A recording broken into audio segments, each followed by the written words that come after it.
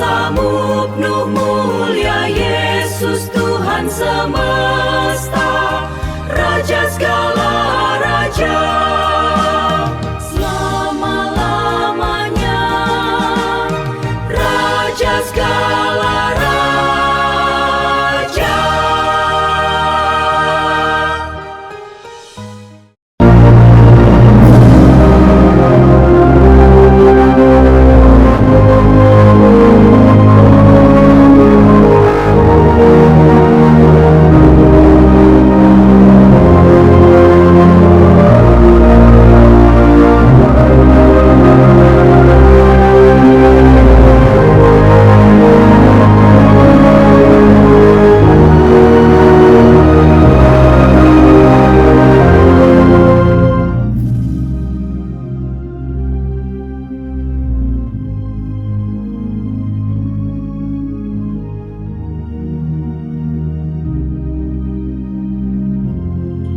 Bapa dalam kerajaan sorga, terima kasih pada hari ini kami dapat merenungkan firman Tuhan bertema dahsyatnya rahasia ilahi Yesus Kristus.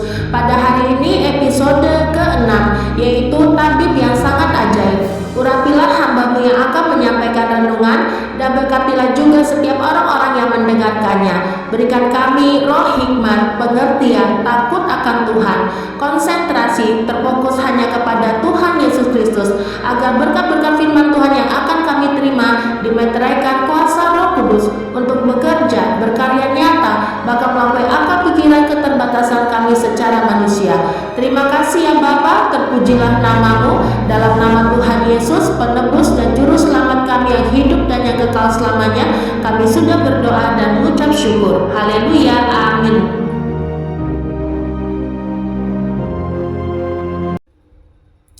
Bagian ke-6, tabib yang sangat ajaib. Marilah kita mengenal Yesus Kristus sebagai tabib yang sangat ajaib. Tentunya dalam dunia kekristenan, sebutan Yesus Kristus sebagai tabib yang sangat ajaib atau sang penyembuh sejati sangatlah karib di telinga kita, dan kita dapat menyaksikan bahkan mengalami bagaimana kuasa dan mujizat kesembuhan itu bukan hanya terjadi pada zaman Yesus Kristus, tetapi melewati segala zaman. Kuasa firman Tuhan yang kekal dalam nama Tuhan Yesus sang penyembuh sejati, kuasa kesembuhan itu tetap terjadi. Ada hal yang sangat istimewa dan mengagumkan dari sosok Yesus Kristus sebagai tabib yang sangat ajaib dibandingkan dengan segala dokter dan tabib lainnya dalam dunia ini. Marilah kita belajar untuk melihat perbedaan di antara keduanya itu. Yang pertama, kita akan melihat dari sosok Yesus Kristus sebagai tabib yang sangat ajaib berdasarkan Alkitabiah. Pertama, Yesus Kristus sebagai tabib yang sangat ajaib. Kekudusan Allah mutlak dan penuh dalam diri Yesus Kristus sangat ajaib. Yesus Kristus itu kudus adanya dan tidak dikuasai dosa. Sekalipun sebagai manusia sejati, ia juga turut merasakan hal-hal lahiriah yang menyerang tubuh jasmaninya. Tetapi kekuatan manusia rohania Yesus Kristus sudah sempurna. Tidak setitik pun kuasa dosa dapat berkutik menyerang jiwa dan raga Yesus Kristus. Kekudusan dan kuasa ilahi yang sangat ajaib, hati tulus dan murni dalam dirinya, inilah yang dapat menyembuhkan sempurna orang-orang sakit yang datang kepadanya dengan kuasa firman kekal. Yesus Kristus adalah Allah yang mencari manusia berdosa, sanggup menyembuhkan segala penyakit dan kelemahan manusia. Dalam kitab Lukas pasal 5 ayat 31, 32, lalu jawab Yesus kepada mereka, katanya, bukan orang sehat yang memerlukan tabib, tetapi orang sakit. Aku datang bukan untuk memanggil orang benar, tetapi orang berdosa, supaya mereka bertobat. Yesus Kristus tabib yang sangat ajaib, meski tanpa gelar, namun berada di atas segala tabib dan dokter dalam dunia. Yesus Kristus sanggup menanggung dosa seluruh dunia dan penyembuh sempurna segala penyakit dan kelemahan manusia yang sungguh percaya kepadanya. Meskipun Yesus sama sekali tidak memiliki gelar di bidang kedokteran, namun kuasa dan mujizat ilahi Allah sungguh nyata, sehingga mereka yang disembuhkan sempurna itu memuji dan memuliakan Allah. Bahkan mereka ada yang kemudian menjadi pengikut Yesus Kristus yang setia.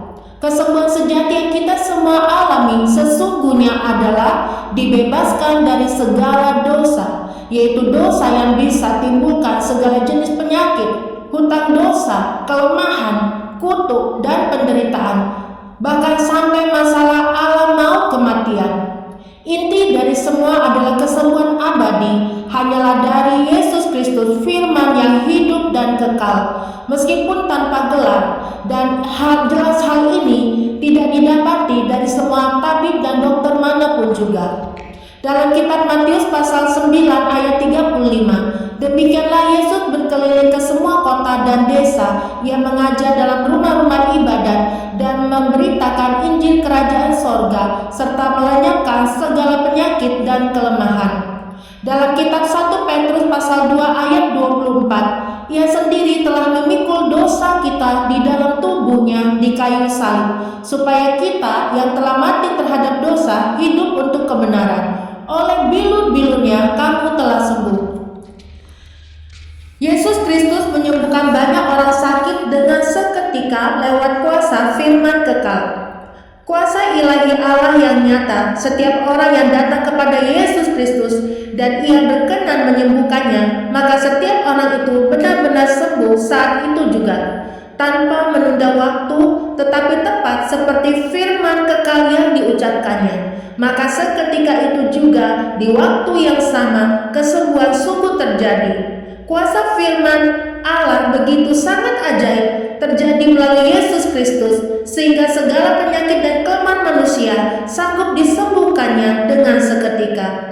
Peristiwa kesembuhan ilahi sangat ajaib ini hanyalah ada dalam Yesus Kristus, Sang Penyembuh sejati, dan pada akhirnya menjadi pelajaran dan berkat luar biasa untuk semua orang Kristen segala zaman, bahwa inilah Yesus Kristus, Putra Tunggal Allah, yang bertanda ke dalam dunia dan sangat mengasihi manusia berdosa yang sakit. Dia mencari, menyembuhkan, dan terutama menyelamatkannya dengan sempurna. Dalam kitab Lukas pasal 13 ayat 11, di situ ada seorang perempuan yang telah 18 tahun dirasuk roh, sehingga ia sakit sampai bungkuk punggungnya dan tidak dapat berdiri lagi dengan tegak. Dalam kitab Lukas pasal 13 ayat 13, lalu ia meletakkan tangannya atas perempuan itu, dan seketika itu juga berdirilah perempuan itu dan memuliakan Allah. Ada seorang lumpuh yang sudah 38 tahun berbaring di dekat kolam Bethesda, dan beruntung sekali Yesus mendatanginya dan berkenan menyembuhkannya. Dalam Yohanes pasal 5 ayat 8, kata Yesus kepadanya, "Bangunlah, angkatlah tilammu dan berjalanlah." Seketika itu juga orang lumpuh itu bangun, mengangkat tilamnya dan dapat berjalan dengan normal. Ia tentunya bersukacita sekali sambil memuliakan Allah. Pelayanan Yesus Kristus penuh kasih karunia Allah yang diberikan secara cuma-cuma sambil memberitakan kerajaan Allah. Pelayanan yang Tuhan Yesus dan murid-muridnya lakukan salah satunya adalah menyembuhkan orang-orang yang sakit, tetapi dengan kasih karunia Allah yang murni dan tulus, tanpa tuntutan apapun, tetapi secara cuma-cuma. Dan pelayanan yang diutamakan adalah memberitakan kerajaan Allah sudah dekat, supaya banyak orang yang bertobat.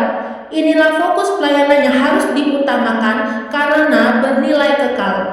Sehingga bagi semua tabib dan semua dokter yang adalah pengikut Yesus Kristus, ingatlah selain menjalankan pekerjaannya, tidak lupa untuk memberitakan Injil keselamatan kepada para pasiennya di setiap kesempatan, baik dengan hikmat Tuhan. Selain untuk mengobati orang sakit, juga dapat memenangkan jiwa-jiwa baru bagi kemuliaan Allah. Sama seperti Yesus Kristus mengutus murid-muridnya yang diberi juga karunia untuk menyembuhkan dalam nama Tuhan Yesus sambil menjangkau jiwa-jiwa baru bagi kemuliaan Allah. Dalam Lukas pasal 9 ayat 2, dan ia mengutus mereka untuk memberitakan kerajaan Allah dan untuk menyembuhkan orang. Dalam kitab Matius pasal 10 ayat 8, sembuhkanlah orang sakit, bangkitkanlah orang mati, tahirkanlah orang kusta, usirlah setan-setan. Kamu telah memperolehnya dengan cuma-cuma, karena itu berikanlah pula dengan cuma-cuma. Dalam kitab Yakobus pasal 5 ayat 15, dan doa yang lahir dari iman akan menyelamatkan orang sakit itu, dan Tuhan akan membangunkan dia, dan jika ia telah berbuat dosa, maka dosanya itu akan diampuni. Tujuan pelayanan Yesus Kristus, Sang Tabib yang sangat ajaib, adalah untuk menyatakan kemuliaan Allah Bapanya. Perhatikanlah ketika Yesus Kristus beserta murid-muridnya menolong dan menyembuhkan banyak orang yang sakit, dan mereka yang disembuhkan semuanya memuliakan Allah dengan hati bersyukur dan bersukacita. Bahkan banyak dari mereka yang menjadi pengikut Yesus Kristus yang setia dan mau mendengarkan pengajarannya. Meskipun di kerumunan orang banyak itu, masih banyak juga yang ragu-ragu, bahkan ada yang menolak dirinya. Sesungguhnya Yesus Kristus dan Allah Bapa adalah satu, dan hidupnya memancarkan kemuliaan sejati Bapa Sorgawi. Maka beruntunglah orang yang telah berjumpa secara pribadi dengan Yesus Kristus, percaya dengan iman, dan mau berjalan bersamanya dalam kebenaran yang menyelamatkan. Sebaliknya sangat rugi sekali bagi orang-orang yang tidak percaya dan menolak Yesus Kristus. Dalam kitab Matius pasal 11 ayat ke-6, dan berbahagialah orang yang tidak menjadi kecewa dan menolak aku. Dalam kitab Roma pasal 11 ayat 36, sebab segala sesuatu adalah dari Dia dan oleh Dia dan kepada Dia, bagi Dialah kemuliaan sampai selama-lamanya. Kedua, semua tabib dan dokter lainnya dalam dunia. Semua tabib dan dokter lainnya dalam dunia adalah manusia berdosa. Semua tabib dan dokter dalam kehidupannya tidak luput dari kesalahan, baik melalui perkataan, pikiran, perbuatan, sehingga setiap hari membutuhkan pengampunan dari Tuhan. Tabib di sini bukanlah dukun atau orang sakti, tetapi tabib yang dimaksud adalah pekerjaannya mengobati orang sakit secara tradisional. Mereka juga dibekali dengan studi ilmu kesehatan. Untuk obat-obatannya diracik menjadi ramuan tradisional mengobati penyakit pasiennya. Demikian juga dokter harus lulus sekolah kedokteran dan paham bagaimana harus memiliki komunikasi yang baik dengan pasien, menjaga etika profesinya, dan menghargai bantuan dan kerjasama dengan dokter lainnya. Dokter pekerjaannya mengobati orang sakit dan memberikan resep obat dan vitamin dengan takaran yang tepat sesuai penyakit pasiennya. Dalam kitab Roma pasal 3 ayat 23-24, karena semua orang telah berbuat dosa dan telah kehilangan kemuliaan Allah, dan oleh kasih karunia telah dibenarkan dengan cuma-cuma karena penebusan dalam Kristus Yesus. Setiap tabib dan dokter memiliki keahlian spesifiknya dalam menyembuhkan penyakit. Setiap tabib memiliki keahlian spesifik dalam mengobati pasiennya, seperti akupuntur, moksibusi, meracik ramuan herbal, oral, dan lainnya. Setiap dokter memiliki spesialisasi dalam menjalankan pekerjaannya, seperti spesialis penyakit dalam, spesialis anak, spesialis mata, spesialis bedah, dan yang lainnya. Seorang tabib dibantu oleh tabib lainnya, dan seorang dokter dibantu oleh dokter lainnya, di mana mereka tidak dapat bekerja sendiri. Masing-masing punya tugas dan spesialisasi yang berbeda, tetapi saling melengkapi. Setiap orang yang sakit datang kepada tabib atau dokter rekomendasi yang bisa mengobati penyakitnya. Misal orang sakit nyeri punggung dan leher datang kepada tabib untuk akupuntur. Orang sakit demam dapat membeli obat herbal yang diracik oleh tabib. Orang sakit batuk flu datang kepada dokter umum. Orang sakit mata datang kepada dokter mata, dan sebagainya. Semua tabib dan dokter perlu proses dan waktu dalam menyembuhkan orang sakit.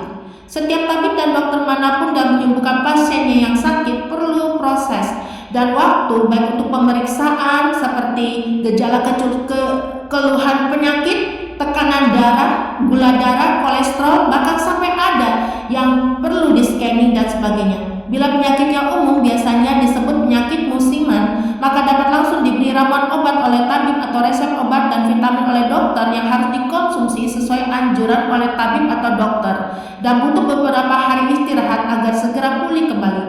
Tetapi bila sakit kronis, maka bisa dirujuk ke rumah sakit. Apakah nanti akan rawat inap atau masih bisa lewat rawat jalan, semua bergantung hasil pemeriksaan penyakit kronis pasiennya. Jelas sangat berbeda sekali antara penyembuhan sangat ajaib dari Yesus Kristus dengan semua tabib dan dokter dalam dunia yang butuh waktu, tidak berdaulat atas waktu. Tetapi hanya Yesus Kristus yang bisa berdaulat atas waktu dan kesembuhan yang sangat ajaib. Haleluya, Tuhan Yesus sangat luar biasa. Pelayanan penyembuhan yang dilakukan oleh semua tabib dan dokter menuntut pembayaran. Untuk berobat ke tabib atau dokter rekomendasi yang mampu mengobati penyakit pasiennya, maka ada bon yang harus dibayar, mencakup biaya konsultasi, resep obat, vitamin tambahan, dan bila pasien penyakitnya kronis harus masuk rumah sakit, maka harus siap dengan biaya rawat inap, biaya infus, biaya scanning, dan sebagainya, tergantung jenis penyakit yang diderita. Bila pasien tidak punya dana pengobatan yang memadai, maka pengobatan dijalankan juga bisa separuh jalan saja, kecuali ada pihak lain yang mau menanggung biaya pengobatan sampai tuntas. Sungguh berbeda sekali dengan Yesus Kristus yang adalah Tuhan, pemberi kasih karunia, berhati sangat mulia, sanggup menyembuhkan orang-orang sakit dengan sangat ajaib dan mujarab lewat kuasa firman Allah dan tidak menuntut bayaran sama sekali, tetapi pemberian cuma-cuma. Yesus Kristus memang memberikan perbedaan sangat jelas tentang dirinya sebagai Tuhan sejati dan manusia sejati yang begitu dekat di tengah kerumunan manusia berdosa, dan kepeduliannya sangat nyata. Dan akhirnya semua orang Kristen mengenali sosok Yesus Kristus adalah Tuhan penuh kuasa. Tujuan pelayanan yang diberikan tabib dan dokter tidaklah sama. Ada yang memuliakan Allah, sebaliknya ada yang memuliakan diri. Tabib dan dokter yang beriman kepada Yesus Kristus dan hidup dalam kebenaran firman Tuhan, maka dalam proses hidupnya meneladani karakter-karakter Yesus Kristus. Apapun yang mereka lakukan dan menjalankan pekerjaannya, tujuan mereka adalah untuk kemuliaan Tuhan Yesus, sekaligus untuk kemuliaan Allah Bapa.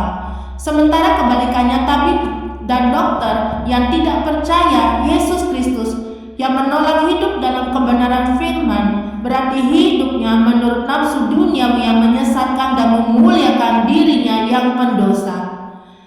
Tetapi Yesus Kristus mengenal siapa tabib dan dokter yang dikuduskan menjadi miliknya, dan siapa tabib dan dokter yang menjadi milik dunia gelap ini. Dalam kitab Kolose pasal 3 ayat 23, apapun juga yang kamu perbuat, perbuatlah dengan segenap hatimu seperti untuk Tuhan dan bukan untuk manusia. Dalam kitab 1 Tesalonika pasal 4 ayat ke-7, Allah memanggil kita bukan untuk melakukan apa yang cemar, melainkan apa yang kudus. Banyak sekali kisah penyembuhan ilahi yang dilakukan oleh Yesus Kristus dan murid-muridnya yang tercantum dalam Alkitab. Mari kita sebutkan beberapa di antaranya, yaitu ibu mertua Petrus yang terbaring sakit demam, seorang perempuan yang sudah 12 tahun sakit pendarahan, 2 orang gerasa yang kerasukan setan, mujizat 5 roti dan 2 ikan untuk memberi makan 5.000 orang, membangkitkan Lazarus dari kematian, dan banyak kisah-kisah Alkitab lainnya. Ketika kita sakit, pertama kali datanglah kepada Tuhan Yesus, bukan fokus kepada perkara minta kesembuhan, tetapi berfokuslah apa yang jadi kehendak mulia Tuhan melalui sakit penyakit kita, baik secara fisik maupun mental. Karena cukuplah anugerah keselamatan dari Tuhan Yesus, itulah kesembuhan abadi kita sebenarnya. Bila kita sembuh, puji Tuhan. Tetapi bila kita masih tetap sakit, maka tetap puji Tuhan. Bila tambah kronis sakitnya, harapan sembuh sudah tidak ada, maka tetaplah bersyukur dengan berlimpah kepada Tuhan Yesus, bahkan untuk selamanya. Karena keselamatan pasti telah terjamin. Setiap kita haruslah belajar mengakui dan percaya kedaulatan Yesus Kristus atas penyakit kita dan atas segala keadaan kita. Karena Tuhan Yesus lebih tahu apa yang terbaik buat kita sebagai miliknya. Percayalah, Tuhan Yesus selalu mengasihi kita dengan tulus murni tanpa syarat. Ia begitu peduli terhadap penyakit apapun, masalah apapun yang menimpa hidup kita. Sungguh, Tuhan Yesus memberikan jawaban terbaik atas segala harapan kita. Maka bersyukurlah senantiasa dengan berlimpah kepada Tuhan Yesus. Dalam kitab Yeremia pasal 17 ayat 14, sembuhkanlah aku ya Tuhan, maka aku akan sembuh. Selamatkanlah aku, maka aku akan selamat, sebab Engkaulah kepujianku. Demikianlah renungan firman Tuhan pada hari ini. Marilah kita bersatu di dalam doa. Bapa dalam kerajaan sorga, terima